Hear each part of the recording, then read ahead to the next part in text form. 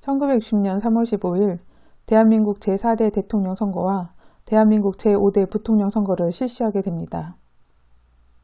대통령 후보로는 자유당 후보로 이승만이, 민주당 후보로는 조병옥이 후보로 입후보하게 되는데요.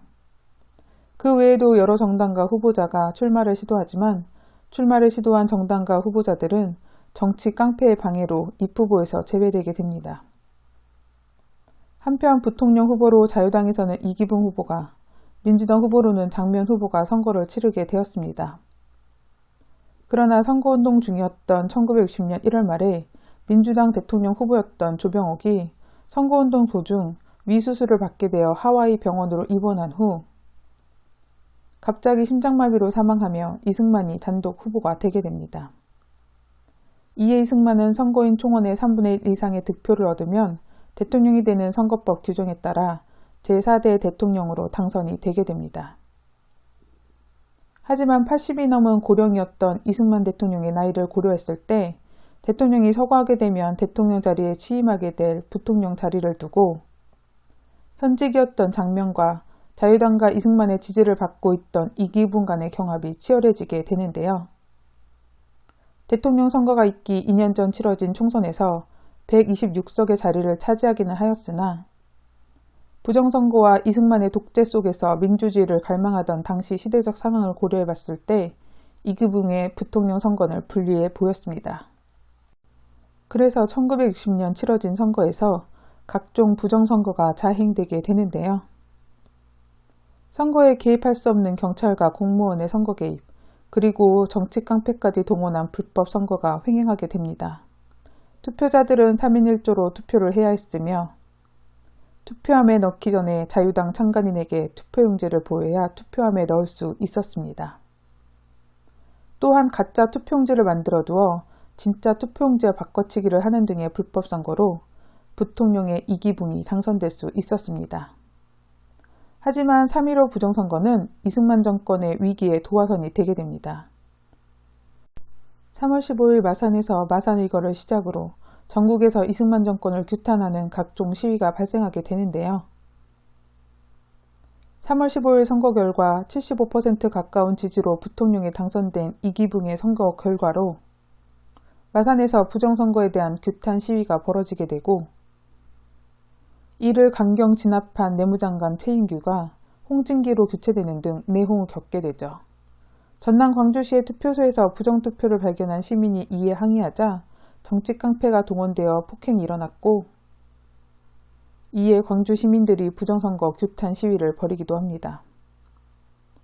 하지만 무엇보다 4.19 혁명의 도화선이 된 사건은 1960년 3월 15일 마산일거 때 마산 상고에 다니던 김주열 열사가 행방불명된 뒤 27일 만인 4월 11일 마산 앞바다에서 체류탄이 눈에 박힌 채 변사체로 발견되게 된 것이었습니다.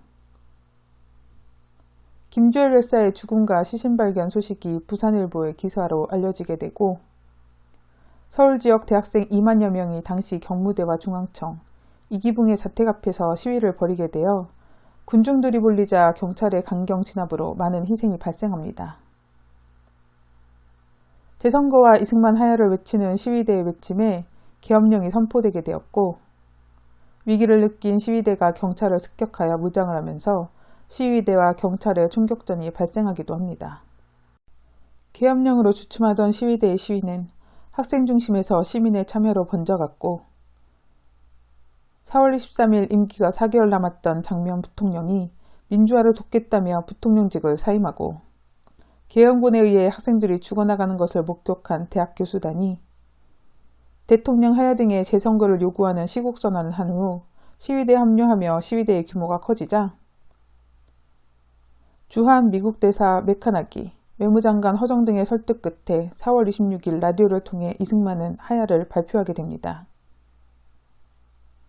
이승만의 하야로 공석이 된 대통령 자리에 권한대행으로 외무장관이었던 허정이 취임하였고 허정의 도움으로 이승만은 몰래 하와이로 망명하여 살다가 1965년 91세의 나이로 사망하게 됩니다. 한편 이 모든 사건의 중심 인물 중에 한 명이었던 이기붕과 그 일가는 이승만의 양자로 입적되어 있던 아들 이강석이 정치 테러와 부정부패로 수많은 국민을 죽게 만든 아버지 이기붕에 대한 증오를 참지 못하고 아버지 이기붕과 어머니 박마리아 그리고 동생인 이강욱을 권총으로 쏴 살해하고 본인은 자살하며 불행하게 마무리되게 됩니다.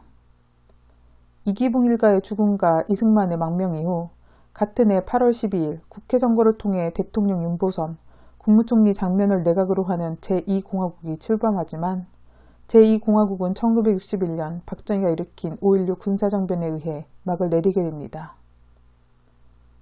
부정부패와 독재 타도라는 우리나라 현대사의 민주주의에 대한 열망의 시작점이라 불리우지만 무능함과 보수적 색채를 가진 정권에게 권력이 이양됨으로써 민주주의 혁명의 미완이라는 평가를 받는 4.19 혁명. 전 세계적으로 팬데믹을 일으킨 전염병이 유행 중임에도 민주주의에 대한 열망으로 66%가 넘는 투표율을 보이며 전 세계의 진정한 민주주의 의미를 보여준 지금 우리 모습의 시발점을 기억하고 그것이 지닌 의미를 잘 실천하는 우리가 되길 바라며 이상 모다담이었습니다.